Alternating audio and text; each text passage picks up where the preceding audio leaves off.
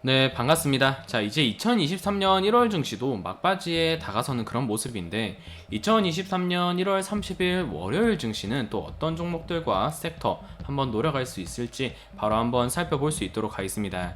자, 오늘 역시도 정답은 시간 외에서 조금 찾아볼 필요가 있겠습니다.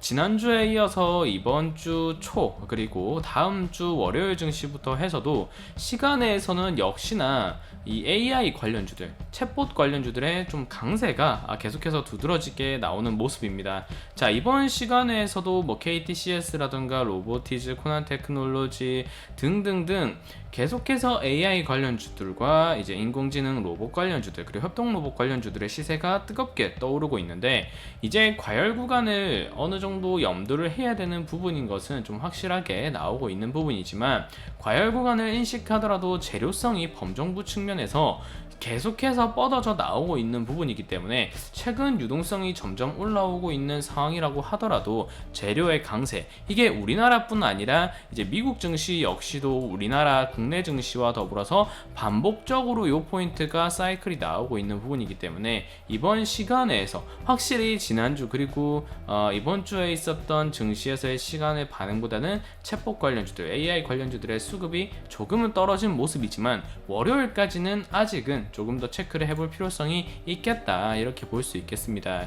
자, 그러면 재료 한번 살펴볼 수 있도록 할 건데, 자, 인공지능 AI 일상화 계획이 예정이 되어 있었던 게 지난주 흐름이었는데, 이번에는 이 예정이 계획이 확정이 됨으로써 윤석열 대통령도 챗 GPT에 상당한 관심을 보이고 수석과 비서관에게 당장 익혀라, 요거는 미래 먹거리로 육성을 해야 된다, 요런 흐름이 나오기 시작하면서 마지막 불꽃을 사실상 단기적으로 봤을 때 좀 태우는 게 아닐까, 이런 생각을 하고는 있습니다. 자, 내용 살펴보면 정부가 7,100억 원을 투입해서 전국민 AI 일상화를 이끈다. 그 금액은 7,129억 원 정도 된다라는 거죠. 자, 정부는 26일 한덕수 국무총리 주재로 서울 강남구에 위치한 AI 기업 하이퍼커넥트에서 제2차 국가데이터 정책위원회를 열고 범정부 데이터 산업 진흥 기본계획과 인공지능 일상화 계획을 확정했다라는 거죠.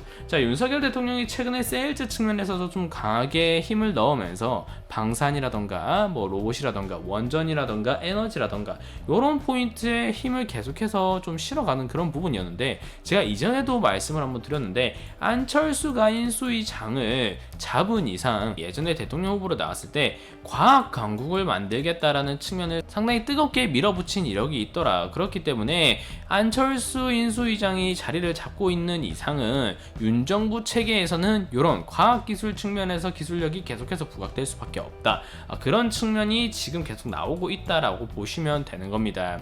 자, 이제 재료가 정부 측면에서 어떻게 보면 이제 확정이 되었기 때문에 일단 단발적 시세로 한번 주고 나서 시세가 조정이 나올 가능성은 좀 높다라고 말씀을 드렸고, 일단 그건 뭐 조정이 나올 때 생각을 한다라고 하더라도 재료적 측면에서 조금 더 집중해 본다라고 한다면 향후 3년간 2023에서 2025까지 국가 데이터 정책 방향이 이제 설정이 된다라는 겁니다.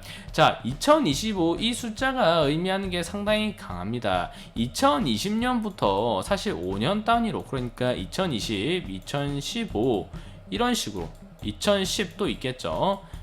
요런 포인트에 맞춰서 5개년 계획을 계속해서 수립하는 경향이 있습니다. 물론 대통령이 취임이 되고 나서부터 5개년을 세우는 경우도 있지만 숫자가 의미하는 부분이 있기 때문에 2010에서 2015, 2015에서 2020, 2020에서 2025 요런 포인트들을 주목을 해야 됩니다. 그리고 기술 상장 특례가 특히 2020년에 좀 많았던 부분인데, 이 부분들의 실적 유예를 받을 수 있는 기간이 2024 내지 5년이라고 감안했을 때 2024 내지 5년 사이에는 상당한 기술주들의 재료성이 펌핑이 될 수 있다는 점을 감안했을 때 향후 3년 포인트에 2025가 껴있다는 것, 상당히 좀 의미가 깊고 향후 재료성이 노출될 가능성이 매우 높다라는 것 주목을 해야 됩니다.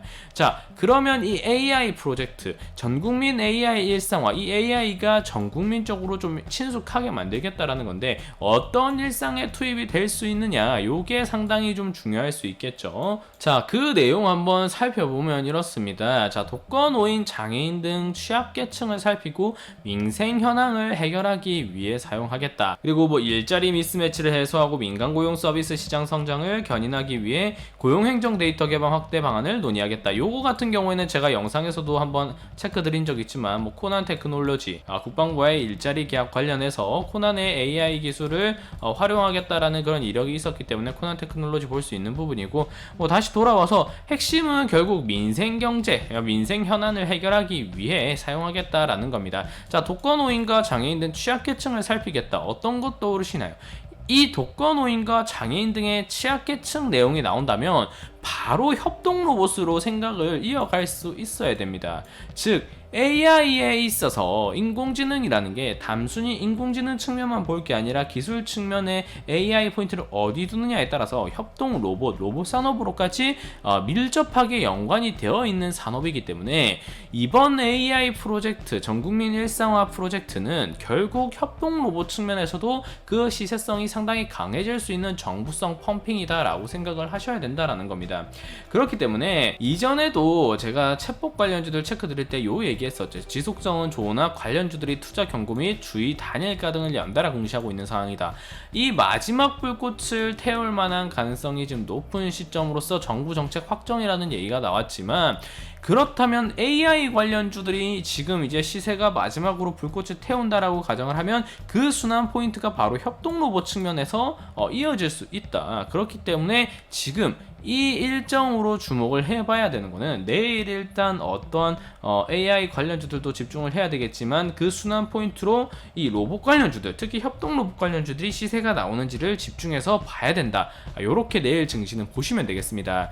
자, 그러면 내일 살펴볼 수 있는 종목 바로 봐야 되겠죠. 우선 제가 지난주 체크를 드렸던 챗봇 관련주, 줌인터넷과 핸디소프트, 한국전자인증 모두 시세가 나왔던 종목인데 아직 과열권과는 거리가 좀 멀리 있는 부분이고, 최근에 금요일날 시세가 이미 짧게나마 확인이 된 종목들이기 때문에 이번 시간에서 AI 관련주들의 시세가 나왔다는 점을 감안하면 다시 한 번 더 꼬리를 잡아먹을 양봉을 키워먹을 가능성이 높다라는 점에서 줌인터넷과 핸디소프트, 한국전자인증 계속해서 좀 주목을 해볼 필요가 있겠고, 그리고 말씀드렸던 것처럼 협동로봇 관련주 주목을 해야 됩니다. 지금 시점 협동로봇 관련주 주목할 종목들은 SBB테크와 뉴로메카, T로보틱스와 레인보우 로보틱스가 될 수 있다. 이렇게 볼 수 있고, 차트 한번 바로 살펴보겠습니다. 최근에 뜨거웠던 레인보우 로보틱스를 비롯해서 뭐 뉴로메카라던가 SBB테크 모두 요 흐름이 지금 나오고 있습니다. AI 관련주들이 나오면서 동반 시세를 이렇게 쭉 올려 먹은 부분이지만 최근에 요 조정이 거래량을 터뜨리면서 형성이 되면서 시세가 끝난 건가 이런 생각을 하게 만들었지만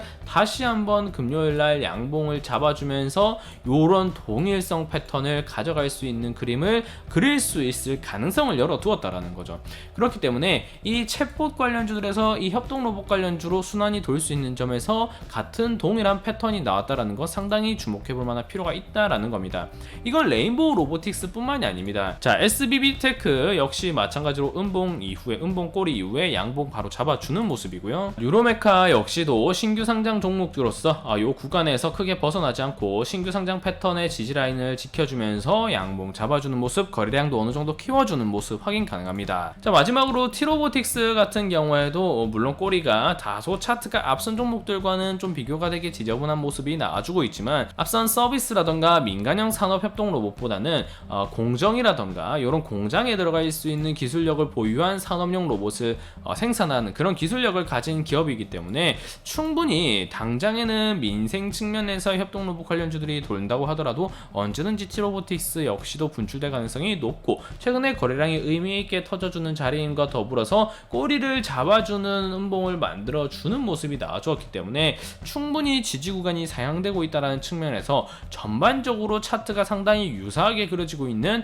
SBB테크와 뉴로메카, T로보틱스, 레인보우 로보틱스까지 내일은 좀 주목을 하시면 좀 상당히 의미가 있겠다 이렇게 볼 수 있겠습니다. 자, 내일 정리하실 포인트는 결국 이겁니다. 챗봇 관련주들 분명 최근에 재료가 부재한 시장에서 과열권으로 올라오고 있는 것은 분명합니다. 순환 포인트도 돌 만큼 돌았죠. 그리고 기대할 수 있었던 정부의 정 정책 확정이라는 포인트가 기본적으로 재료의 소멸 가능성으로도 볼 여지가 있기 때문에 내일 마지막 불꽃을 태울 것인가에 대해서도 한번 볼 필요가 있고, 그 포인트가 결국 민생경제 현안이라는 측면에서 협동 로봇으로 돌 수 있을 가능성이 매우 높기 때문에 내일 수급이 챗봇에서 AI, 로봇 물론 밀접하게 연관이 되어 있기 때문에 조정 국면에서 가치 조정을 받을 가능성도 있지만, 요 수급이 로봇 포인트로 옮겨가는지를 집중해서 체크하는 게 다음 주 한 주 증시 FOMC를 앞두고서 기술주들의 시세가 뜨거워질 것인가 아니면 조정을 받을 것인가, 그 기로에 있기 때문에 상당히 좀 주목을 해볼 필요가 있겠다, 이렇게 보시면 되겠습니다. 자, 오늘 영상은 그럼 여기서 마무리할 수 있도록 하겠습니다. 감사합니다.